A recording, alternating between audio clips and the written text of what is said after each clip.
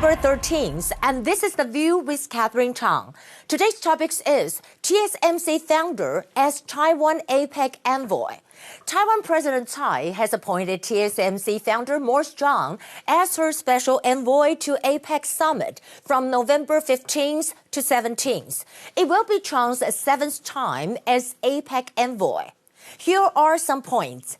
A. In a pre-departure press conference on November 10th, Taiwan President Tsai said she hoped Morris Chang could convey the message that Taiwan is a reliable and trustworthy partner and is willing to build a more flexible and resilient supply chain. B. Morris Chang said he will reiterate Taiwan's effort to expand investment in semiconductor production at home and abroad, such as chip companies in Japan, Germany, and the United States. C. U.S. President Joe Biden and Chinese President Xi will meet on November 15th in the APEC side talks. It will be their first talk since the G20 summit in Indonesia in November 2022. Morris Chang said he had talked with Chinese President Xi Jinping at a conference in 2022, although they did not discuss issues relating to the Taiwan Strait. However, I think it is possible for Morris Chang to have an informal conversation with U.S. President Joe Biden or Chinese President Xi in the APEC summit.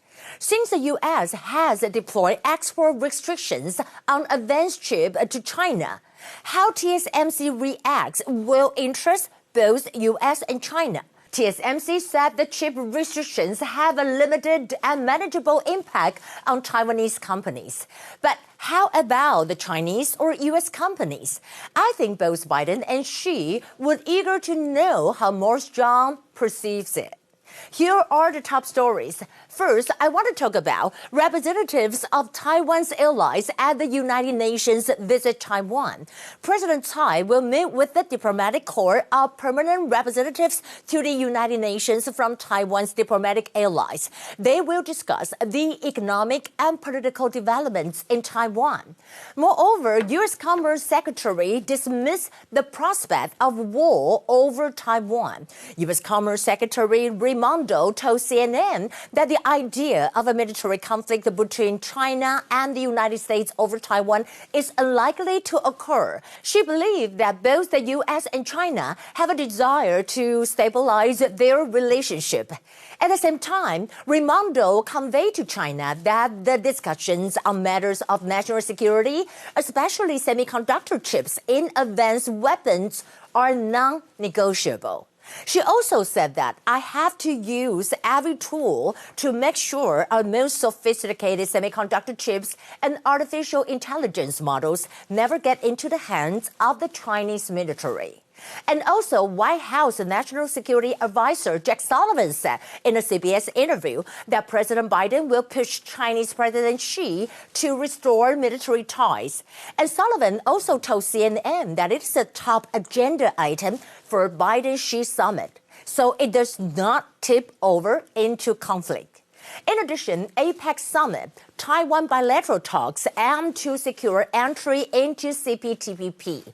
Taiwan Trade Representative Deng Zhenzhong said that Taiwan will engage in numerous bilateral talks with other nations to pursue entry into the CPTPP, also addressing semiconductor concerns in the process.